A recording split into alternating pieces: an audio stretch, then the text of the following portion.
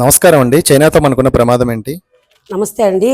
ప్రమాదం చాలా తీవ్రంగా తీవ్రంగా ఉందండి. ఏంటంటే మన సిలిగురి కారిడార్ ఉంది కదండి, దాన్ని ఆక్రమించుకోవాలని చూస్తుంది. ఎలాగా? భూటాన్ నుంచి వచ్చి భూటాన్ దగ్గర డోక్లాం అనే దగ్గర ఒక సైనిక శిబిరాన్ని చేసుకొని ఏ టైం అయినా సరే దాన్ని ఆక్రమించుకుందాం చూస్తుంది.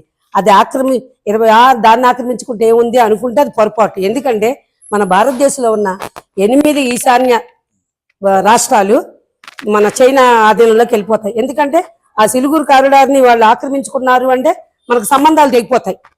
ఎవరికి 8 ఈశాన్య రాష్ట్రాలు ఉన్న 8 రాష్ట్రాలకి మన భారతదేశానికి సంబంధాలు తెగిపోతాయి. అంటే మన భారతదేశంలో మన భారతానికి సంబంధించి 8 రాష్ట్రాలకి మనకు సంబంధాలు తెగిపోతాయి ఆ కారిడార్ వాళ్ళు కనుక ఆక్రమించుకుంటాయి. కాబట్టి దాన్ని ఆక్రమించుకోకుండా ఉండడానికి గట్టి బందోబస్తు మన వాళ్ళు ఏర్పాటు చేశారు. కాబట్టి మనం కూడా చైనా బుద్ధి చెప్పాలంటే వాళ్ళు భారతదేశం పంపించే ప్రోడక్ట్ మొత్తం దానికి సంబంధించిన వస్తువులు మనం ఏమి వాడకూడదు అంటే మన భారతదేశం కూడా మనకి ఆ ప్రోడక్టుల్ని పెంచాలి. పెంచితేనే మనం ఇదిగా ఉంటాం. లేకపోతే కాబట్టి ఒక పాకిస్తాన్తోనే కాదు, చైనాతో కూడా మనకి చాలా ఇబ్బంది పడతాం. అది మన దొంగ దెబ్బ తీయాలని చూస్తుంది.